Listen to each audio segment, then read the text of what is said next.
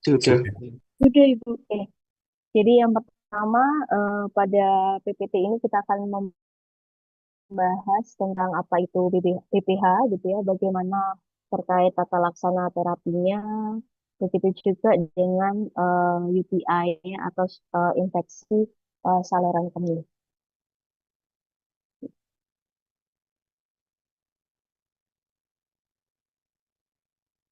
Nah, ketika kita dari ya, jadi kalau antara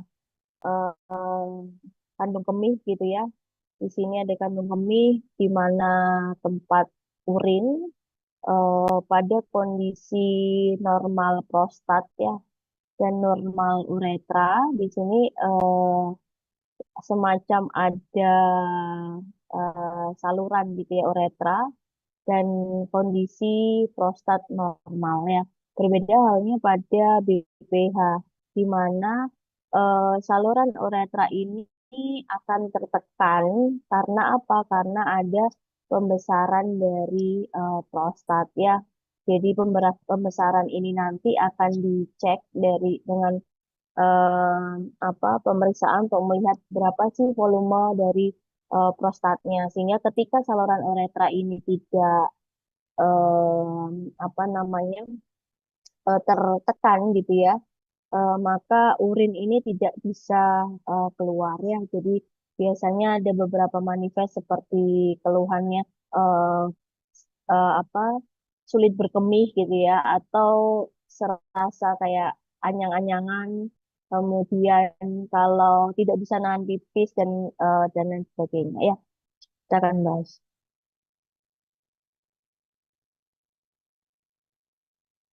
Nah, apa yang dimaksud dengan BPH gitu ya? BPH definisikan sebagai proliferasi ya.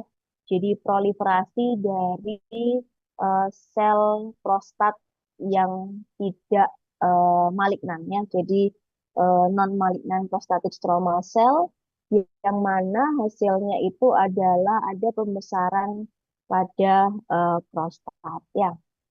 Nah, sebagai hasilnya nanti uretra ya, jadi saluran uretra prostat ini dia akan tertekan yang menyebabkan restriksi dari aliran urin ya dari kandung kemih ini nanti. Nah, BPH itu suatu kondisi yang berkaitan dengan aging ya. Jadi meskipun kita tahu bahwa dia eh, not life threatening gitu ya. eh, Beberapa manifestasi klinis, kalau kalian mungkin pernah mendengar LUTS ya, lower urinary tract symptom, itu biasanya muncul ya. Manifestasi klinis itu muncul, yang mana akan ya pasti akan mempengaruhi kualitas hidup pasien ya. Dan ini biasanya terjadi pada eh, apa dewasa, pada laki-laki utamanya eh, lebih dari 65 tahun ya. Nah, banyak sekali eh, semacam apa ya definisi gitu ya. Ada BPH, ada BPE, ada BOO, ada BPO gitu ya. Bedanya seperti apa? Jadi eh, pada BOO ya, BOO, BPH, BPH itu em, menggambarkan adanya perubahan histologi gitu ya. Sedangkan BPE itu menunjukkan adanya peningkatan ukuran dari kelenjar prostat ya. Jadi sebetulnya secara apa definisi disease gitu ya eh, dibuktikan dari hasil histologi gitu ya menunjukkan adanya BPH. Jadi BPH ini ya sama dengan BPE, sedangkan kalau BOO itu bladder outlet obstruction itu didefinisikan sebagai blokade gitu ya, blokade dari aliran urin ya. Jadi ibaratnya urinnya ini kan karena adanya pembesaran dari prostat, otomatis aliran urin menjadi tidak lancar gitu ya karena uretranya terhimpit gitu ya. Uretranya tertekan. Nah, kondisi BPE di di apa kondisi BPE yang juga mengalami BOO ya bladder outlet obstruction itu dikatakan sebagai BPO ya, benign prostatic obstruction ya. Jadi pada prinsipnya definisinya mirip-mirip gitu ya, dikenalnya dengan BPH. Ya. Jadi kalau BPH itu sudah mendefinisikan suatu penyakit ya karena adanya pola histologi yang khas ya. Kemudian terkait prevalensi, tadi sudah saya sampaikan bahwa BPH ini kondisi yang berkaitan dengan aging ya. Terus kemudian terjadi pada usia 65 tahun, hampir 30%. Kemudian ada beberapa juga literatur yang mengatakan diinisiasi gitu ya, perkembangan dari BPH itu setelah usia 40 tahun. Semakin usia meningkat, kondisi prostat ada kecenderungan terjadi pembesaran ya, sehingga menyebabkan peningkatan insiden dari BPH ya. Kemudian sekitar 45% laki-laki dengan usia 45 tahun ke atas gitu ya, itu berkembang ke kondisi BPH dan terjadi peningkatan lebih dari 80% pada laki-laki dengan usia 70 tahun ya. Nah, berdasarkan dari Global Burden of Disease Injury and Risk Factor Study di tahun 2019 menunjukkan bahwa ada 94 juta kasus ya BPH di dunia. Nah, eh, ketika kita lihat di sini ya, terdapat perbedaan antara di tahun 90 dan 2021 ya, bahwa terjadi peningkatan cukup signifikan ya antara tahun 90 dan 2021, utamanya kalau kita lihat di sini maksimalnya yang apa puncaknya prevalensi puncaknya adalah di atas 50 tahun ya. Mulai mulai meningkat mulai meningkat signifikan adalah pada usia lebih dari 50 tahun dan ini betul sesuai dengan apa definisi tadi bahwa BPH ini suatu kondisi penyakit yang utamanya disebabkan oleh aging ya. Nah, kita masuk pada prostat ya. Kalau kita lihat dia itu small gland ya. Jadi yang mana berlokasi pada pelvis laki-laki dan termasuk pada eh, bagian atau organ reproduksi ya. Ini ketika dibesarkan ya. Nah, rektum. Nah, ini kan tadi ya kandung kemih. Kemudian ini adalah prostatnya ya. Nah, prostat itu terletak di antara rektum dan bladder. Ya, kalau ini semakin membesar, terjadi penekanan pada uretra ya, sehingga nanti ya BAK-nya menjadi jarang atau apa pancaran air kemih gitu ya, pancaran urinnya apa namanya menjadi tidak seperti biasanya gitu ya. Jadi beberapa manifestasi klinis nanti kita bahas. Sebetulnya apa fungsi dari prostat ya? Jadi prostat itu di sekresi atau rilisnya merilis cairan prostat ya, yang mana fungsinya terdiri dari 20 sampai 40 volume dari air mani ya. Kemudian dia sangat penting untuk sel sperma ya yang berkaitan dengan fertilitas laki-laki. Kemudian ada namanya PSA ya, prostate specific antigen. Ini ada suatu enzim yang akan membuat apa semen ini menjadi lebih tipis gitu ya. Jadi nanti makanya dari hasil pemeriksaan salah satu parameternya adalah dilihat dari PSA ya. Kemudian ada spermin ya, ini memastikan bahwa apa berkaitan dengan motilitas dari sel sperma. Nah, em,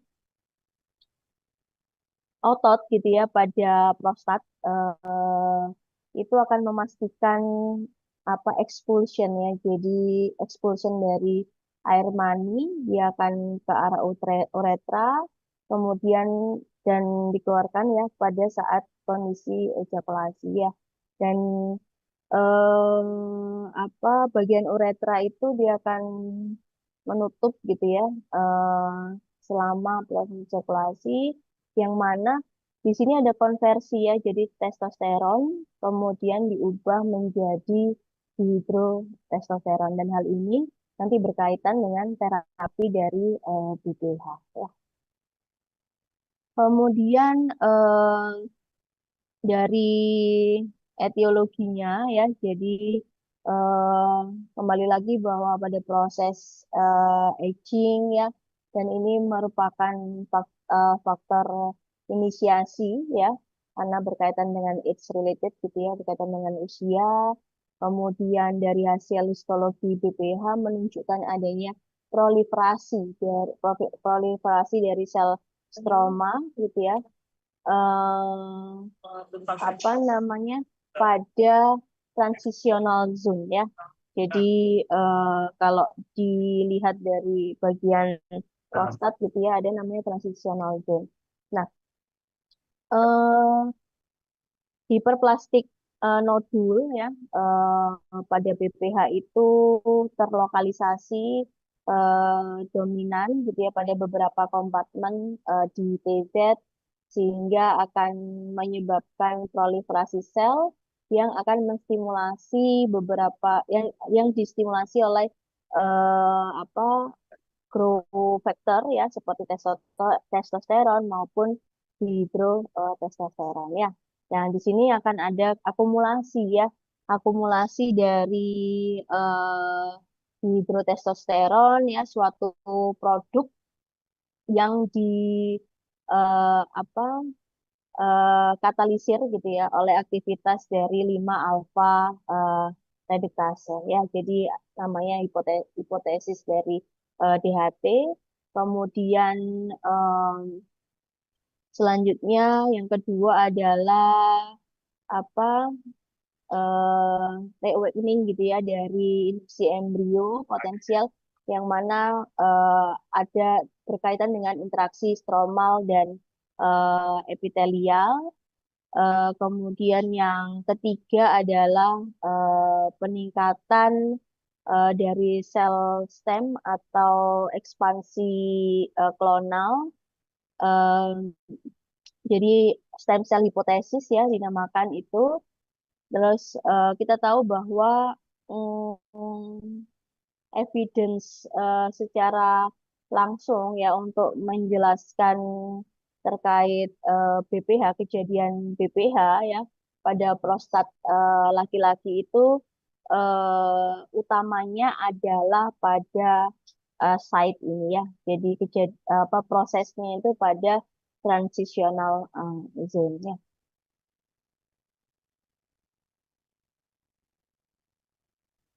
Nah, ini gambarnya ya.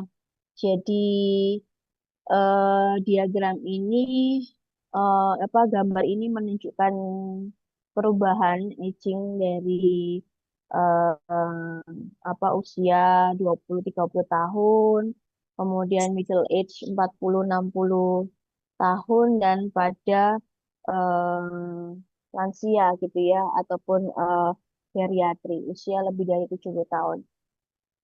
Em, pada usia muda gitu ya em, apa fungsi ya jadi fungsi dari jaringan prostat ya baik itu transitional zone ya terus kemudian central zone maupun peripheral zone kemudian uretra ejakulasi ya proses ejakulasi itu eh, masih sangat baik gitu ya. Jadi masih sangat baik yang mana di maintain oleh homeostasis dari jaringan ya, dari ini sendiri ya, dari jaringan. Jadi prosesnya masih sangat baik. Jadi keterikatan antara masing-masing zone uretra, ejaculatory duct itu masih sangat baik ya. Kemudian pada middle age, setelah beberapa semakin sering ya, semakin sering terpapar dengan apa bahan kimia ya, buangan bahan kimia ataupun zat-zat yang apa tidak bermanfaat kan pembuangannya melalui urin ya. Nah, homeostasis dari jaringan di TZ ya, di di TZ di transitional zone ini dia akan mengalami kerusakan gitu ya. Eh, Dikarenakan adanya akumulasi dari eh, apa buangan ya, dari buangan urin di dalam TZ ini, dan ada infiltrasi dari leukosit ya. Jadi kondisi homeostasis ya. Jadi infiltrasi dari leukosit yang mana ini salah satu hal yang menunjukkan onset BPH ya. Nah, dari middle to old ya, jadi middle to old age itu setelah em, apa kerusakannya itu irreversible ya pada homeostasis jaringan, mediator inflamasi itu akan menginduksi kematian sel dan fibrosis, yang mana eh, adanya sintesis dari em, apa DHT dan faktor pertumbuhan growth factor yang mana nanti akan menstimulasi dari proliferasi sel ini ya.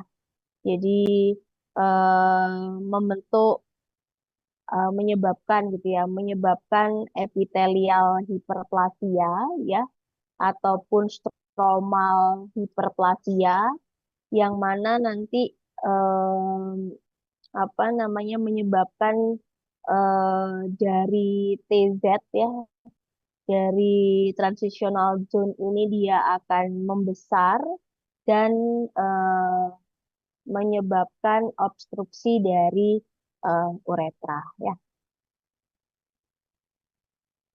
Nah, seperti yang tadi saya sampaikan bahwa risk factor berkaitan utamanya adalah berkaitan dengan usia ya, 40 tahun ke atas semakin sering adanya paparan bahan-bahan yang tidak bermanfaat, kemudian ditambah dengan adanya family story of dari BPH ya, ada keluarga riwayat keluarga BPH, kemudian kondisi obesitas yang mana eh, pasien dengan berat BPMI ya, BMI lebih dari 30 itu secara evidence menunjukkan adanya keterkaitan peningkatan resiko nefrolitiasis, overactive bladder ya, terus kemudian BPH, disfungsi erektil ya. Jadi obesitas termasuk.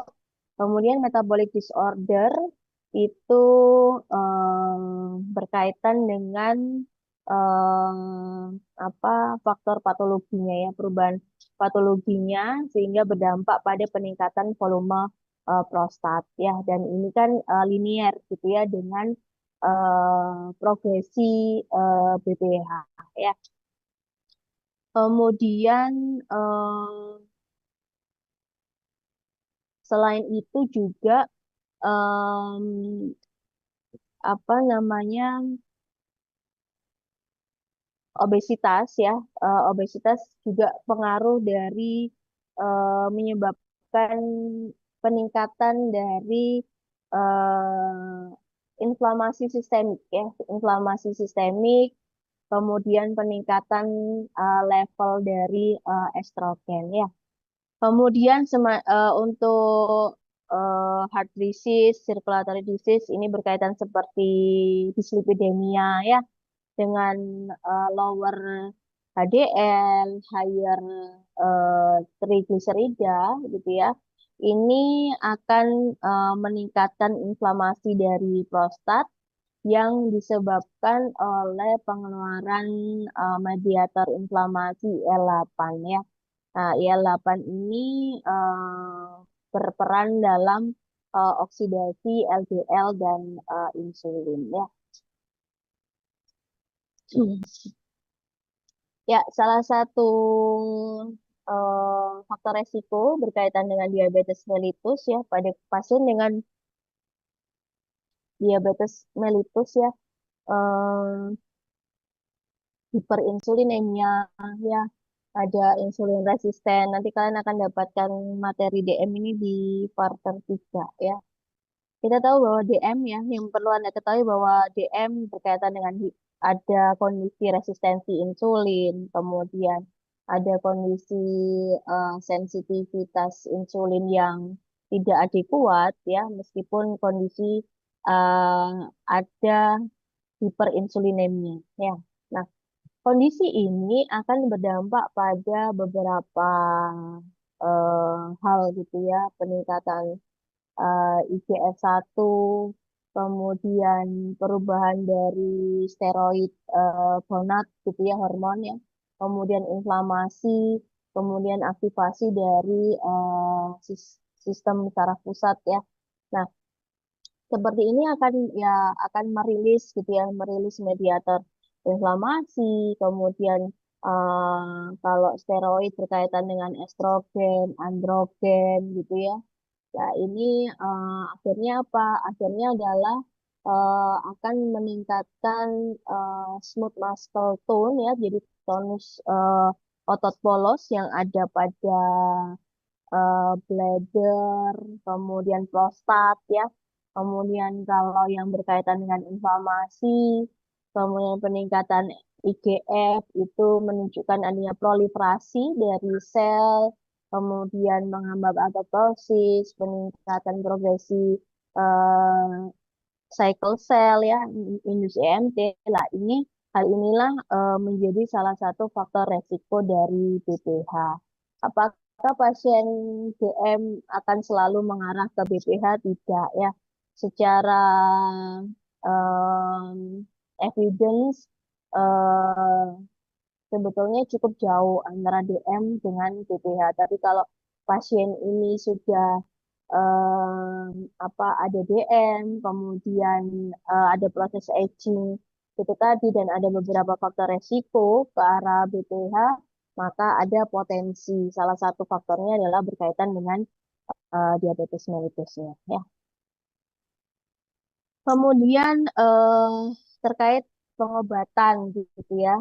Eh, Pemberian testosteron replacement regimen ya, ini terapi utama primary atau secondary dari hipogonad ya.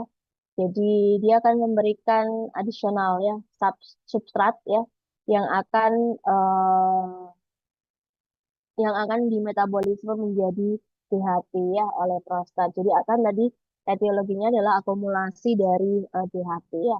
Kemudian alpha adrenergic agonist ya, baik itu oral ataupun intranasal dekongestan pseudoephedrine ya. Ephedrine ini kan berarti ya, karena dia agonis, maka akan menstimulasi reseptor alpha adrenergic juga banyak di prostat sehingga menyebabkan kontraksi otot bolos ya. Kemudian beta adrenergic ya agonis ini juga menyebabkan relaksasi dari kandung kemih ya otot polos kandung kemih sehingga mencegah pengosongan dari bladder ya. Kemudian obat-obatan yang berkaitan dengan efek samping antikolinergik ya, antihistamin, fenotiazin, trisiklik antidepresan ya, kemudian obat-obat antikolinergik yang digunakan sebagai antispasmodik ataupun pengobatan Parkinson disease itu juga akan mengurangi kontraktilitas dari otot polos kandung kemih ya.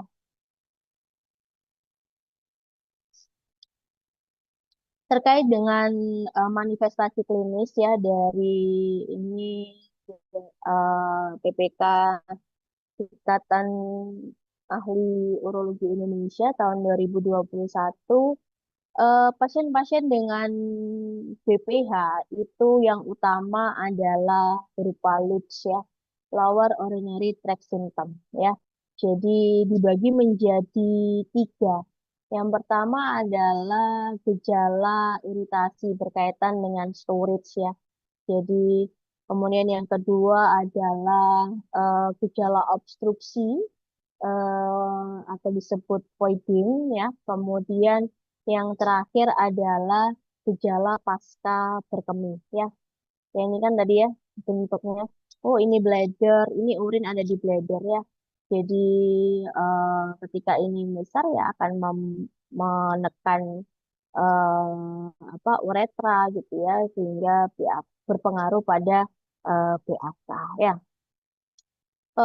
Kemudian kalau yang ini ya macamnya adalah urgensi, jadi dia akan merasa apa namanya tidak bisa menahan gitu ya PAK, kemudian semakin sering tapi nggak bisa keluar gitu ya, ataupun nokturia. Tapi kalau yang gejala voiding itu gejala obstruksi meliputi pancaran kemih ya, pancaran pada saat urinasinya itu lemah dan terputus ya. Jadi eh, apa pada saat BAK itu biasanya keluar kayak kayak sedikit terus kemudian sedikit gitu nggak bisa lancar gitu ya. Kemudian merasa tidak puas setelah berkemih.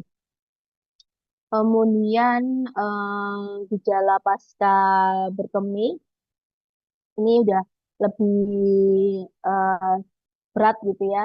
Itu urinnya itu hanya menetes ya. Jadi nggak bisa keluar karena ukuran prostatnya udah sangat besar ya, volume prostatnya sangat besar. Kemudian yang akhirnya bisa berdampak pada retensi urin ya. Nah, hubungan antara BPH dengan LUTS itu kan cukup kompleks ya, dan sebetulnya tidak semua pasien BPH mengeluhkan gangguan berkemih gitu ya, atau sebaliknya ya. Ya dilihat dari berkaitan dengan eh, apa namanya ukuran prostatnya. Seberapa jauh prostatnya itu mampu menekan uretra ya. Kemudian terkait pemeriksaan untuk BPH, yang pertama adalah bisa dilihat dari eh, anamnesis ya. Jadi anamnesisnya nanti bisa dari apa ada semacam kuesioner IPSS International Prostate Symptom Score. Jadi nanti dilihat dari situ. Kemudian eh, juga bisa dari eh, QOL ya. Jadi QOL itu eh, quality of life ya. Jadi kuesioner tentang QOL. Quality of life apa namanya ada 7 kemungkinan jawaban ya. Kemudian selanjutnya adalah dari eh, laboratory test ya. Jadi kita lihat ada nggak peningkatan dari bone dan serum kreatinin gitu ya. Terus kemudian dari nilai PSA, kemudian dari pemeriksaan urinalisis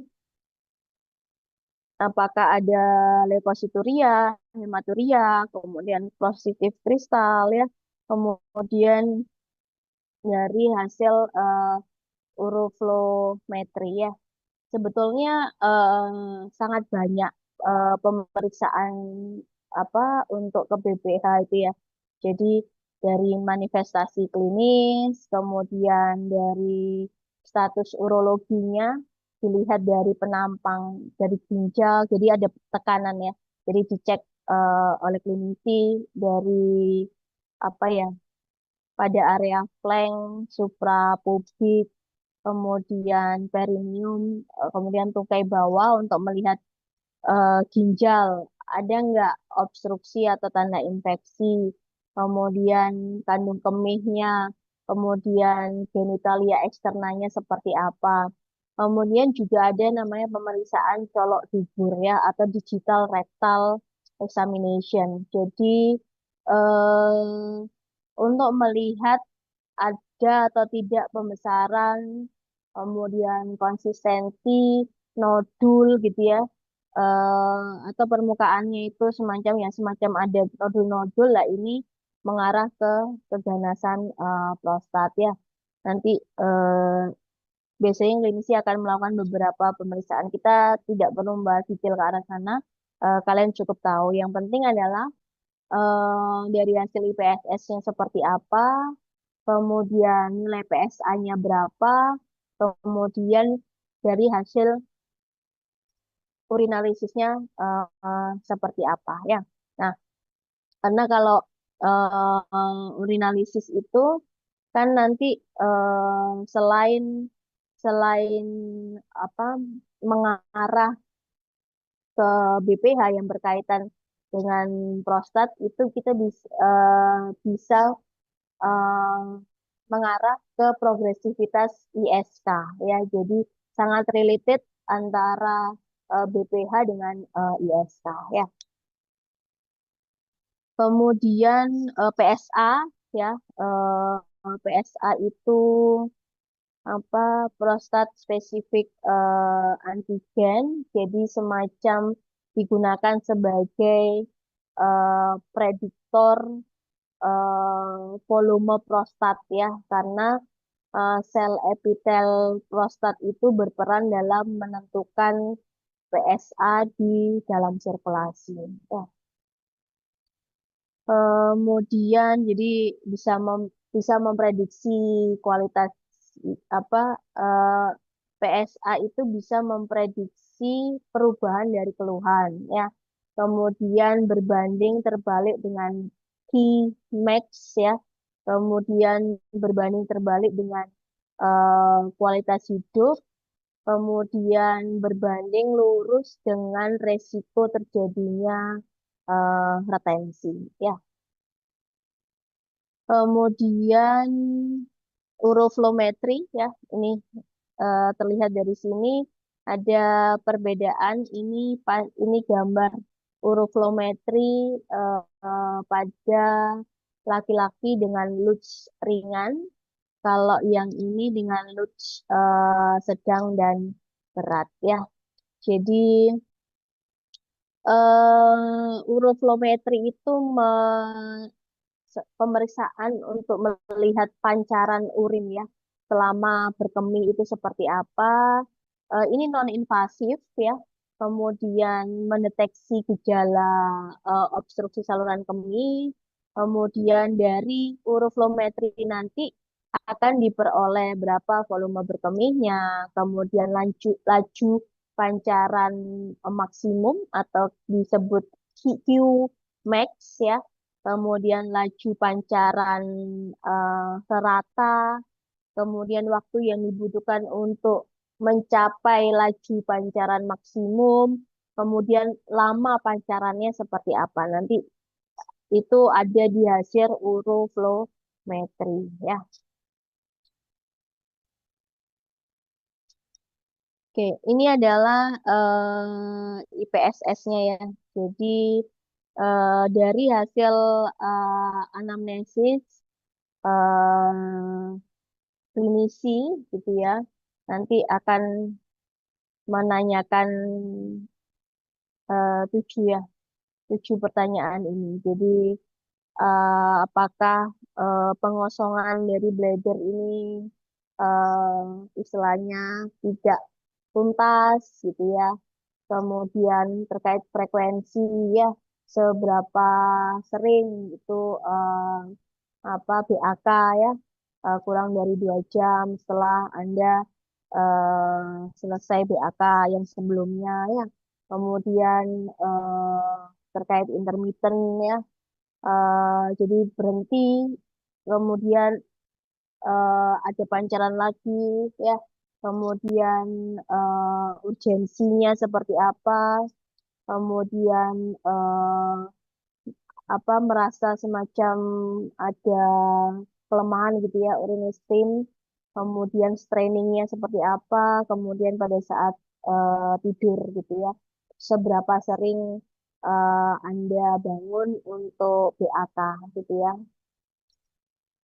Kemudian nanti dari sini di total ya, dari semua pertanyaan ini di total, kalau nilainya 1 sampai 7 menunjukkan gejala yang ringan, 8-19 gejala sedang, kemudian 20-35 gejala berat ya. Di sini eh, apa terkait tipikal simptomnya ya. Jadi kalau ringan biasanya asimptomatis, jadi nggak ada manifestasi klinis, tapi dilihat dari urinary flow rate-nya dan PCR-nya gitu ya, nilainya ya, moderate, severe. Nah, patogenesisnya seperti yang tadi saya sampaikan pada saat membahas tentang etiologi ya, eh, berkaitan dengan aging proses ya, testosteron konversi menjadi DHT melalui 5 alfa reduktase ya. Kemudian eh, DHT berikatan dengan alfa reduktase ya pada sel prostat, utamanya pada transitional zone ya. Kemudian berkaitan dengan androgen konversi ke estrogen, estrogen berikatan dengan ER di prostat ya, akan mengganggu ekspresi dari gen, proliferasi dari sel imunokompeten, limfosit, makrofag, granulosit ya, ataupun dari kondisi metabolik sindrom tadi sehingga menyebabkan penurunan suplai vaskular ke arah prostat ya, yang disebabkan oleh oksidatif stres, meningkatkan aktivitas dari sistem saraf simpatis ya, kemudian inflamasi prostat, peningkatan kerusakan jaringan dan aktivasi dari beberapa sitokin inflamasi. Ini prosesnya kronik ya, Anda remodeling dari jaringan melalui peningkatan dari growth factor, terus apa prosesnya menurun ya, terus kemudian berdampak pada proliferasi dari stromal ya, sehingga menyebabkan BOO ya, bladder outlet obstruction, dikarenakan ada enlargement dari prostat ya, sehingga muncullah beberapa manifestasi klinis ya, storage symptom, voiding symptom, sama post micturition ya, jadi tripling, incomplete emptying ya. Jadi, nah kalau ini terlalu lama tidak segera teratasi sehingga berdampak pada retensi urin. Kalau retensi urin terlalu dan itu berlangsung terus-menerus gitu ya, akan mengarah ke kondisi acute kidney injury atau bahkan CKD ya. Ini merupakan komplikasinya ya. Yang pertama urinary retention. Jadi ketika tidak teratasi akan berdampak ke retensi urin, ya hematuria, UTI ya, kemudian muncul bladder stone ya, dan yang terakhir ketika udah progresif dan terlambat, penanganannya akan berdampak pada kerusakan ginjal. Ini contoh dari BPH mengarah ke UTI ya, dari enlargement prostat, dia akan menekan uretra, memblok aliran urin ya, kemudian terjadi obstruksi ya. Obstruksi ini akan menyebabkan ya tidak tuntas gitu ya pengosongan di bladder sehingga ada residual urin. Kemudian residual ini akan sebagai environment ya, sebagai lingkungan untuk bakteri tumbuh, dia replikasi ya, multiplikasi sehingga menyebabkan infeksi. Kalau infeksi jadi muncul SIRS ya, source infeksinya ada pada saluran kemih ya. Oke, bagaimana manajemen atau algoritma dari BPH gitu ya, dari laki-laki yang suspected BPH, kemudian dilakukan apa anamnesis, kemudian physical examination, digital rektal ini tadi yang saya sampaikan colok dubur itu ya, dari hasil urinalysis, renal function testnya bagaimana, pun serum kreatinin, kemudian PSA-nya bagaimana, kemudian dilihat dari IPSS dan call assessment ya, IPSS yang tadi saya sampaikan, terus kemudian call assessment ini berkaitan dengan kualitas hidup, kemudian dilihat berapa nilainya. Kalau kurang dari 7, maka hanya konservatif ya. Nanti penanganannya konservatif. Kalau gagal, baru ke pemberian farmakologi terapi alpha blocker, terus 5 alpha reduktase inhibitor ya, dan lain sebagainya. Kemudian kalau yang moderate ataupun yang berat gitu ya, di sini dilakukan terlebih dahulu pemeriksaan uroflometri, renal ultrasound, prostat ultrasonnya seperti apa, kemudian apakah bisa dengan pemberian non-invasif terapi atau ke arah invasif terapi ya. Kalau ke arah invasif nanti ada tube dan lain sebagainya ya. Ini yang non-invasif terlebih dahulu ya. Pasien dengan BPH, ada kondisi BPE dan BPO, terbagi jadi 3, mild, moderate, severe. Kemudian lah ini watchful waiting ya.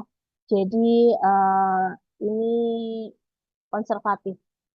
Kemudian kalau yang moderate dilihat dari prostatnya, kemudian atau nilai PSA-nya. Kalau sekian, maka pemberian terapinya adalah alfa 1 adrenergic antagonis ya.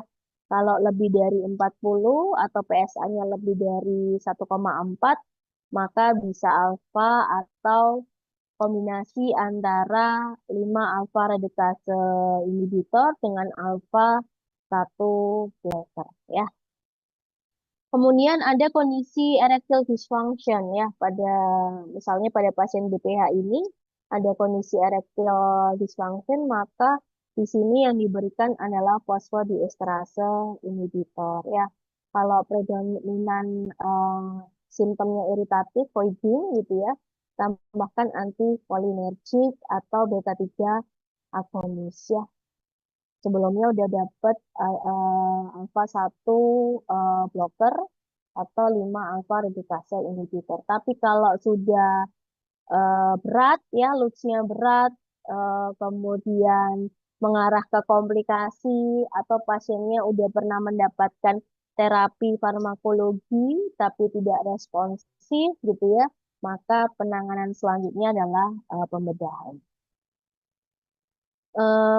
Di recall kembali kuliah farmakologi tentang mekanisme base ya, dari alpha 1 blocker gitu ya, mereduksi mengurangi faktor dinamik yang memblok alpha 1 adrenergic pada jaringan prostat gitu ya. Kemudian selain itu juga ada eh, golongan fosfodiesterase fosfodiesterase. Jadi dia akan menghambat fosfodiesterase tipe 5 di postrat, ini tadalafil, ini yang alfa ya, ini yang alfa blocker ya. Kemudian yang mengurangi faktor statik itu ada 5 alfa reduktase inhibitor, finasterid dan dutasterid ya. Kemudian memblok DHT, kemudian memblok pituitary release hormon ya, kemudian memblok pituitary release yang berkaitan dengan hormon luteinizing ya, dan memblok reseptor androgen ya. Ini macam-macam, juga ada yang muscarinic reseptor ataupun yang menstimulasi beta 3. Jadi beta 3 agonis ya, yang ada di sini mira background. Nah, ini adalah treatment pilihan terapi untuk Lutz ya. Jadi ketika nilai IPSS-nya 1 sampai 7, maka watchful waiting, kemudian tidak membaik, ada pemberian medication, ada alpha blocker, 5 alpha reduktase inhibitor, fosfodiesterase 5 inhibitor, antimuscarinic, beta 3 agonis atau kombinasi gitu ya. Kemudian treatment ada invasif, pilihannya sangat banyak, tapi yang paling sering dilakukan TUB ya. Yang ada di sini adalah TUB. Kemudian perlu diperhatikan beberapa kondisi spesifik ya, ketika memang memerlukan adanya terapi invasif. Yang pertama adalah konservatif ya. Jadi eh, tidak mendapatkan terapi apapun, tapi tetap dipantau progresivitas dari BPH-nya ya. Jadi ini hanya untuk pasien dengan IPSS kurang dari 7, maka ada beberapa penjelasan gitu yang harus disampaikan untuk bisa memperbaiki gitu ya, atau yang apa saja yang bisa memperparah dari simptomnya. Yang pertama, hindari minum air cukup banyak sebelum tidur.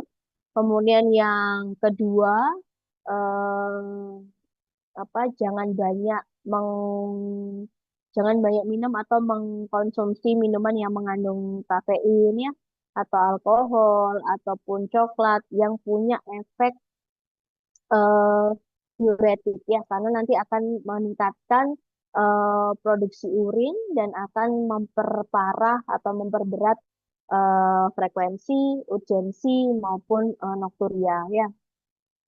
Kemudian yang ketiga adalah menggunakan teknik double voiding ya, dengan cara mengosongkan urin kembali dengan jeda waktu 5 menit ya. Jadi setelah BAK, kemudian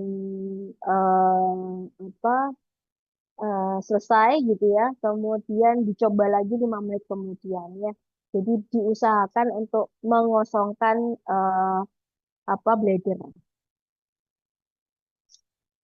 Kemudian yang keempat, melakukan urethral milking. Jadi eh, semacam cara untuk mengurut pangkal penis gitu ya, ke arah uretra untuk mencegah tetesan urin ya. Jadi untuk mencegah tetesan urin pasca BAK. Kemudian yang kelima adalah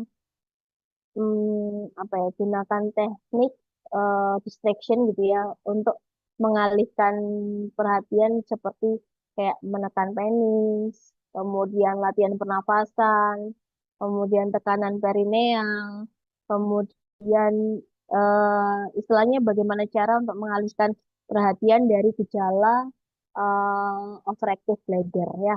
Kemudian yang keenam, bisa melakukan training gitu ya, kandung kemih berulang, mencoba untuk menahan rasa urgensi supaya bisa menambah kapasitas dari buli dan waktu antar BAK ya. Kemudian yang ketujuh, dilihat kembali tentang obat-obatan yang digunakan gitu ya, apakah ada yang mengarah apa namanya memperberat keluhan lutsnya gitu ya.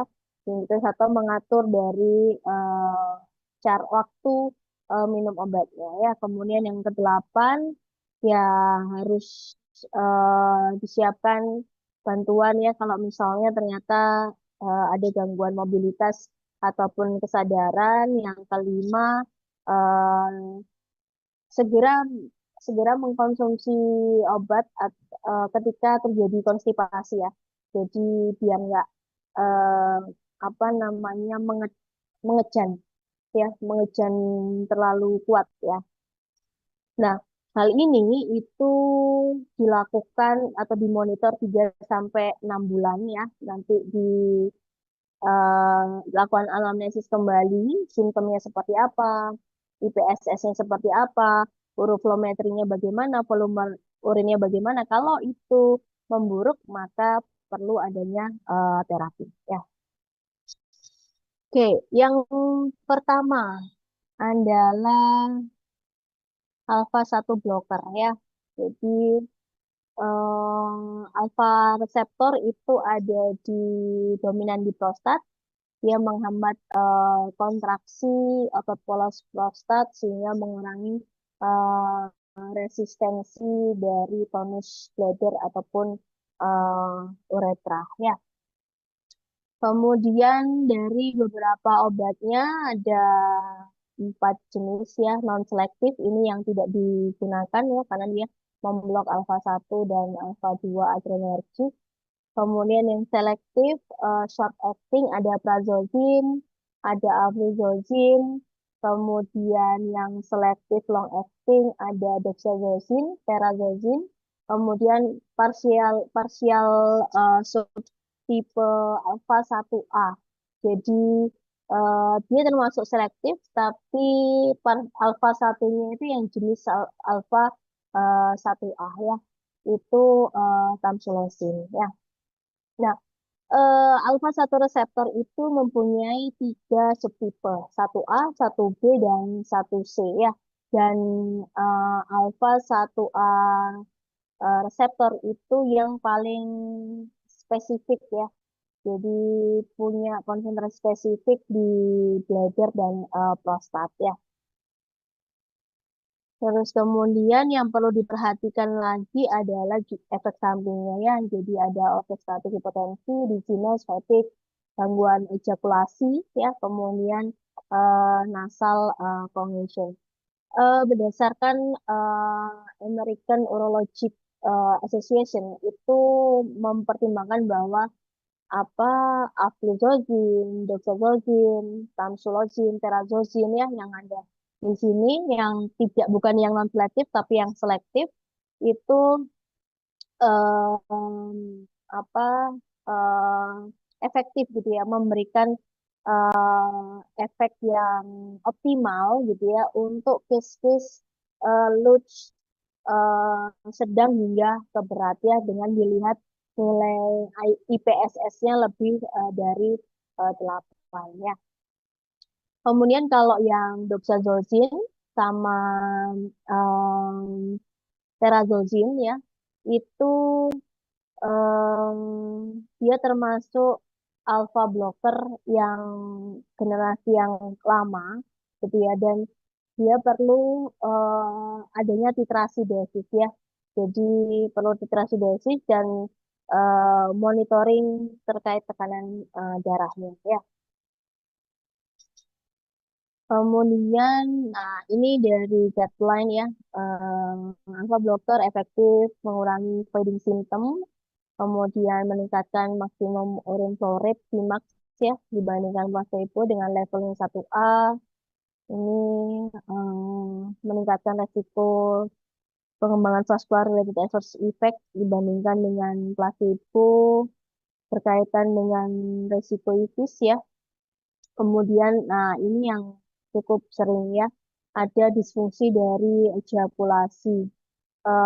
Salah satu efek samping yang cukup poten ketika pasien mendapatkan alpha satu blocker. Ya. Yang kedua adalah 5 alfa reduktase inhibitor, dutasterid, finasterid ya. Dia mengurangi smooth muscle tone dengan cara menghambat konversi testosteron ke DHT ya. Kemudian mengurangi volume prostat sehingga leads-nya membaik ya. Secara evidence membutuhkan waktu 6 bulan terapi untuk bisa menunjukkan adanya benefit ya.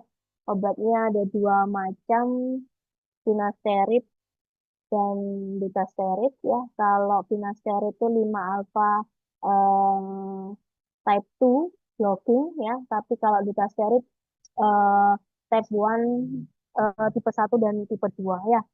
Tapi jadi ini non selektif. Jadi yang selektif adalah finasterid, yang non selektif adalah betasterid.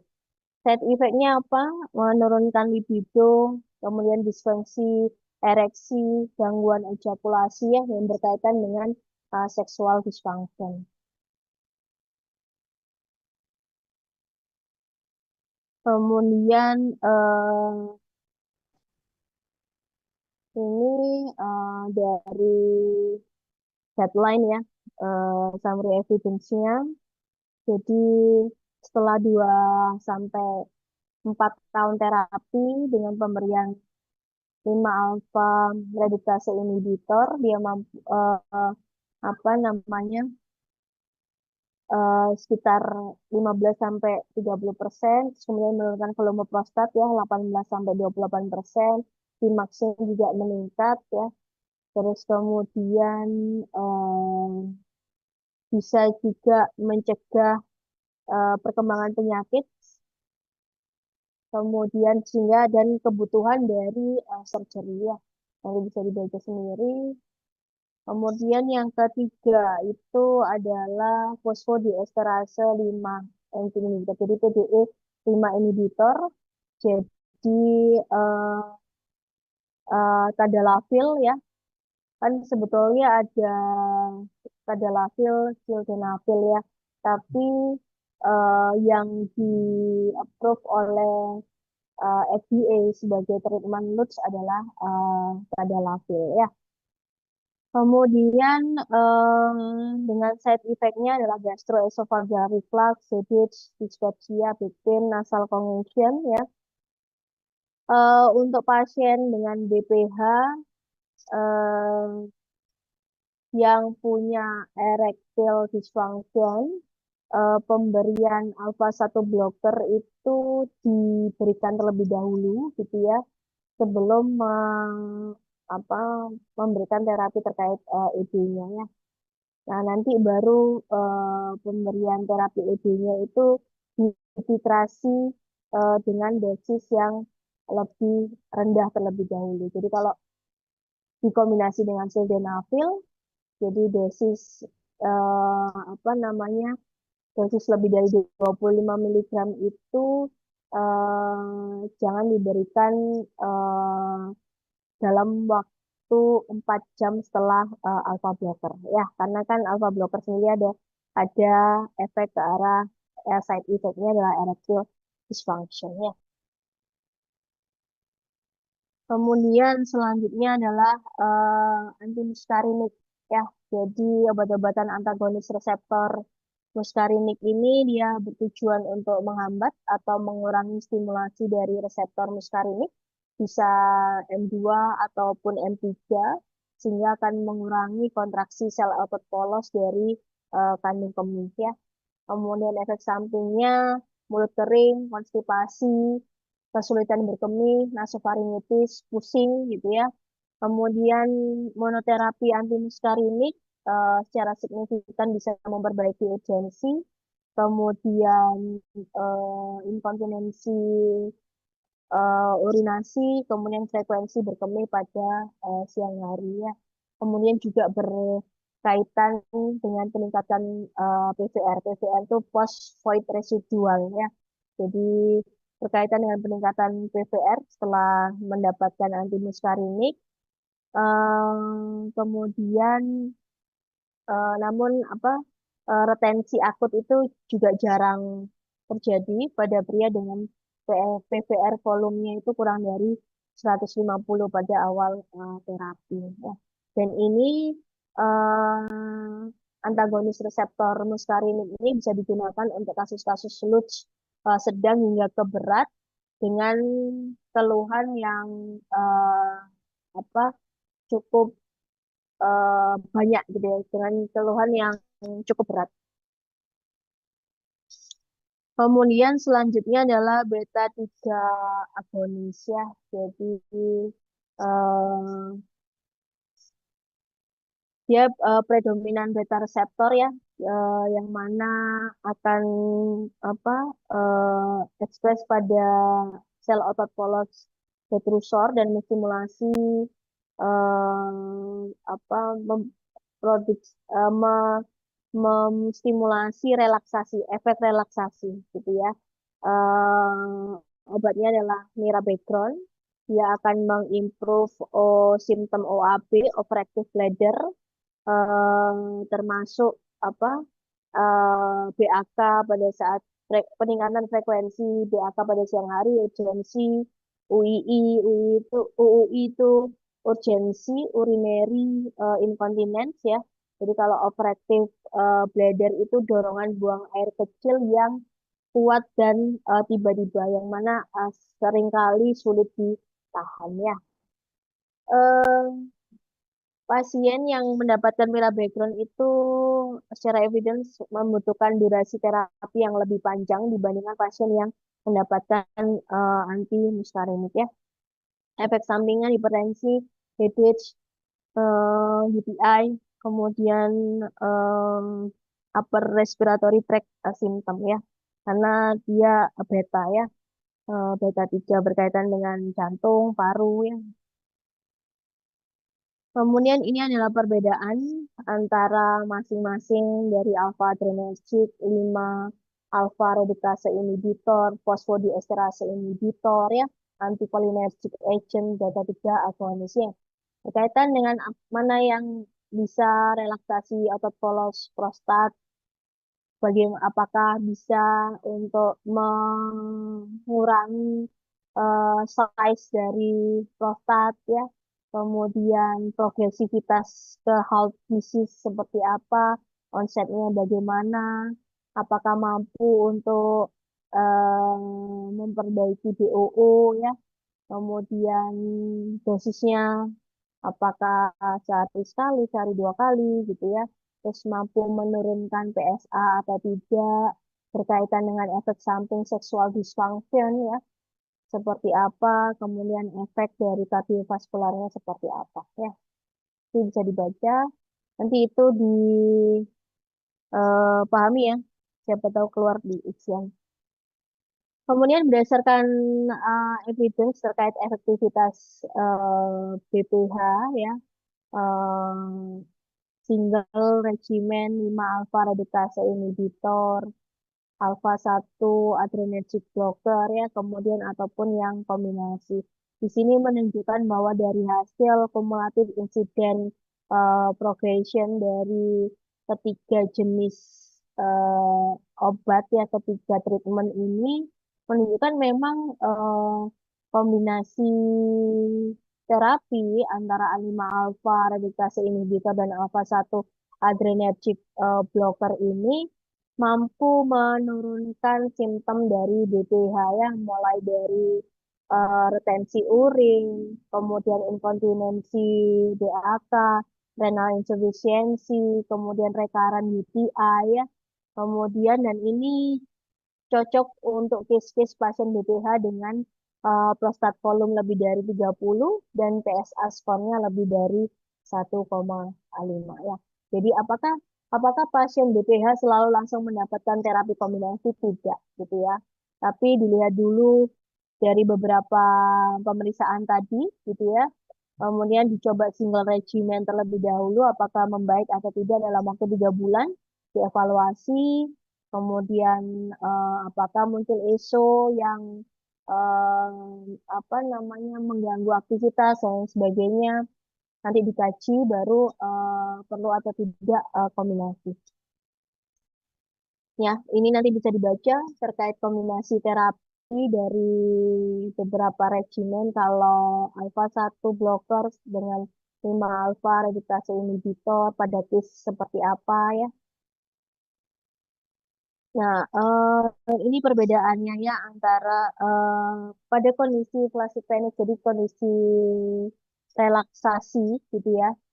Eh, nah, flaccid penis itu kondisi natural fasting ya. Jadi kondisi um, uncompressed gitu ya. Circumflex vena uncompressed.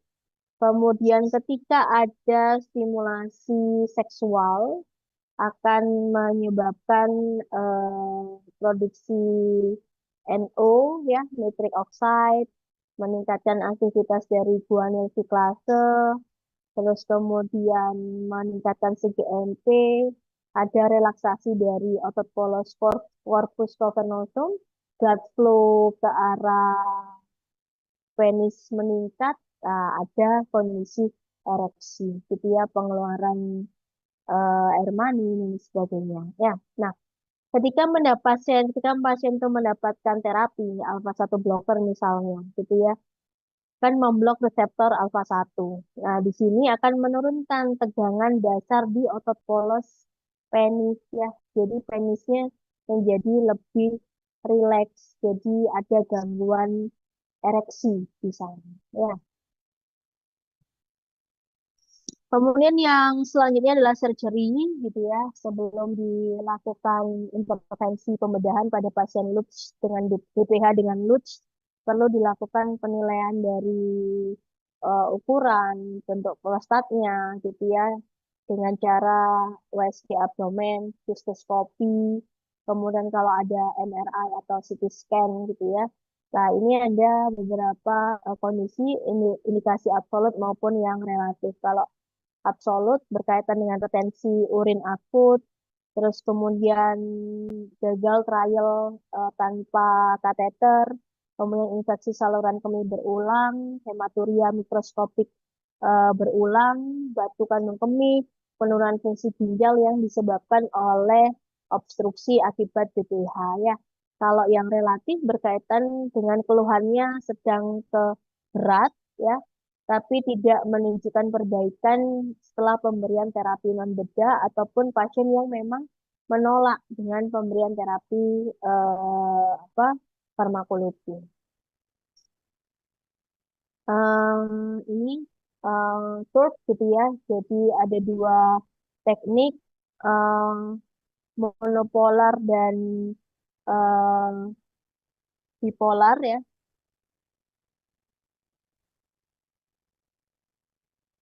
Jadi monopolar itu TURP M, bipolar TURP B. Yang paling sering digunakan adalah TURP B ya. Jadi ini akan me- me- menghilangkan gitu ya, mengambil beberapa tisu jaringan prostat dari transitional zone. Ini merupakan gold standard dari surgical treatment BPH yang dengan volume prostatnya 30 sampai 80 mililiter ya. Kemudian dari beberapa perbedaan antara TURP B dan TURP M ya, yang mana secara evidence itu diketahui bahwa survei memiliki beberapa keuntungan ya, gitu ya, terkait safety untuk pasien lebih safety, kemudian bisa digunakan untuk case-case pasien dengan cardiac pacemaker ya, dengan gangguan jantung. Kemudian non farmakologi, apa diet diet rendah lemak ya, kemudian intake buah-buahan, sayuran, terus kemudian olahraga, tidak merokok. Kalau pasien itu overweight atau obesitas ya disarankan untuk bisa menurunkan berat badan, kemudian pasien dengan komorbid DM, dislipidemia, hipertensi itu mengoptimalkan terapinya, kemudian hindari konsumsi makanan minuman yang mengandung kafein sehingga menginduksi terjadinya diuresis, kemudian segera berkemih gitu ya sebelum istirahat tidur ataupun sebelum melakukan perjalanan jauh ya. Oke, kemudian yang pembahasan yang kedua adalah UTI ya. Jadi apa yang dimaksud dengan UTI? Kita tahu bahwa salah satu komplikasi BPH yaitu ke arah UTI ya. UTI berarti karena dia infection maka adanya mikroorganisme gitu ya pada saluran kemih yang mana eh, apa tidak bisa dihitung sebagai kontaminasi ya. Jadi bukan kontaminasi ini, tapi ini adalah suatu kondisi infeksi. Nah, kemudian organisme yang ada berpotensi untuk menginvasi jaringan saluran kemih dan apa jaringan-jaringan yang ada di sekitarnya. Infeksi ini mungkin bisa terbatas hanya pada urin, tapi hanya pertumbuhannya hanya pada urin, tapi juga bisa mengarah ke kondisi urosepsis ya. Kemudian diklasifikasikan ada dua, itu berdasarkan anatomiknya ya, ada lower dan upper ya.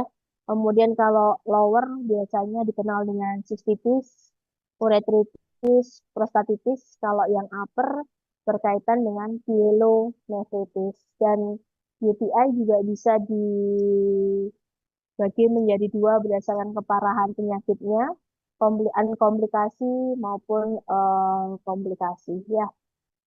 Berarti kalau yang unkomplikasi itu terjadi yang mana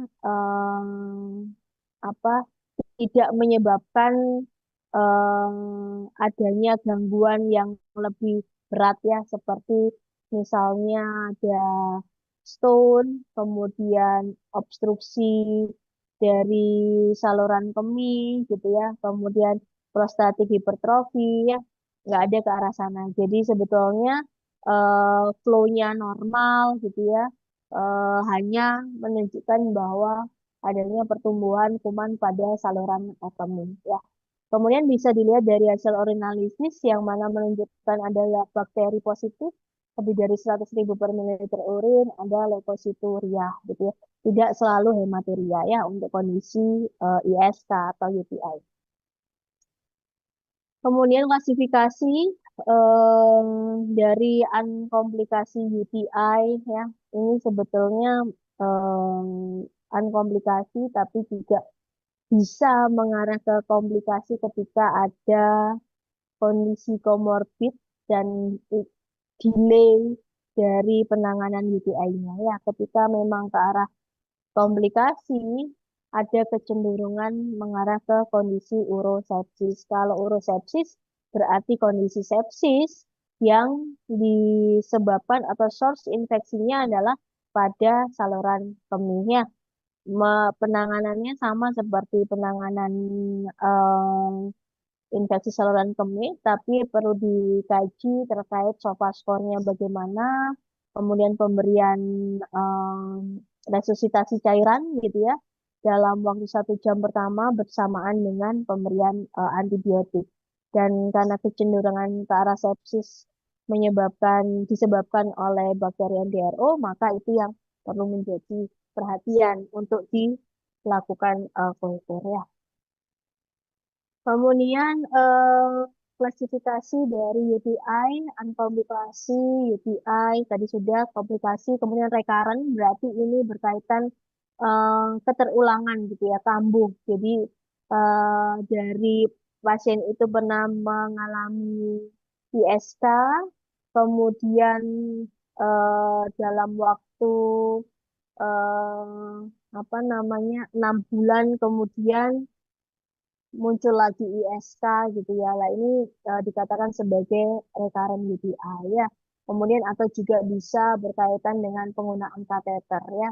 Jadi kalau kateter berarti juga ini kan semacam benda asing, salah satu sumber terkait infeksi nosokomial gitu ya, sehingga harus di apa diganti gitu ya setelah dalam waktu 48 jam istilahnya dibersihkan agar tidak sampai ke kondisi ISK ya ini atau yang orang sepsis jadi karena sepsis ya pasti dia life threatening ya adanya disfungsi organ disebabkan oleh disregulasi dari respon tubuh terhadap infeksi ya yang dengan source infeksinya adalah saluran kemih ya.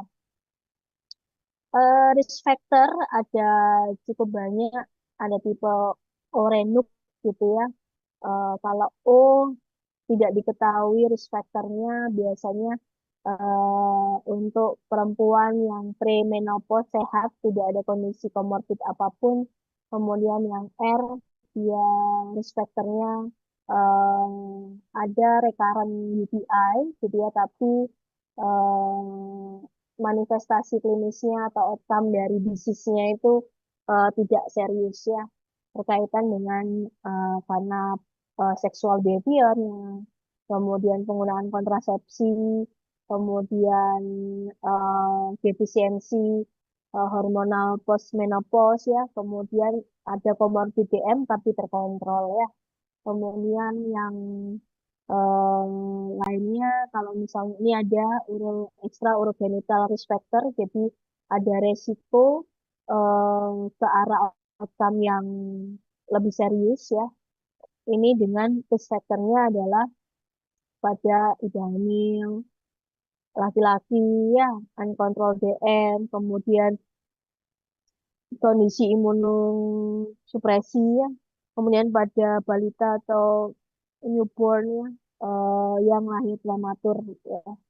Kemudian kalau N berkaitan dengan renal insufficiency atau polycystic nephropathy. Kemudian U berarti ada obstruksi dari uretral, short term atau long atau temporary dari penggunaan kateter, asimptomatik bakteri urea atau disfungsi bladder. Kalau yang C ini berarti penggunaan kateternya long term atau adanya obstruksi saluran kemih yang tidak tertangani dengan baik. Ya, nah ini adalah degree severitasnya ya. Kalau mild itu biasanya jenis-jenis sistitis ya. Kalau pyelonefritis itu moderate bisa ke arah severe ya. Kemudian kalau urosepsis berarti ya SIRS-nya pasti positif, ada disfungsi organ juga ya karena berkaitan dengan sepsis ya.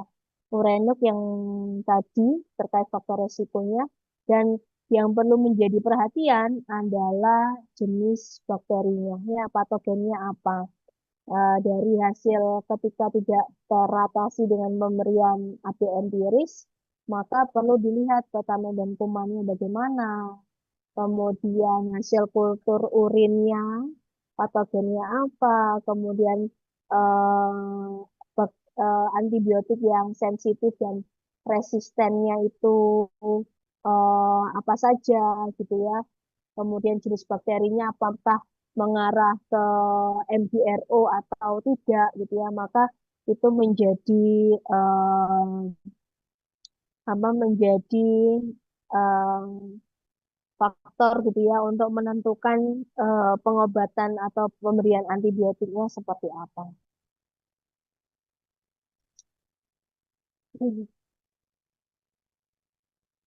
Kemudian etiologi ya, jadi infeksi saluran kemih kan adanya mikroorganisme ya, jadi bisa disebabkan oleh gram negatif ataupun gram positif. Kalau kita lihat antara uncomplicated dengan complicated itu kecenderungannya hampir mirip sebetulnya gitu ya. E. coli yang menyebabkan kondisi UTI atau ISK uncomplicata itu bukan E. coli yang ke arah MDRU ya, karena kalau yang ke arah MDRO biasanya yang komplikata disebabkan oleh Escherichia coli ISBL ya. Jadi ada ISBL-nya ya. Kemudian Pseudomonas aeruginosa ini bisa keduanya bisa uncomplicata maupun komplikata ya. Jadi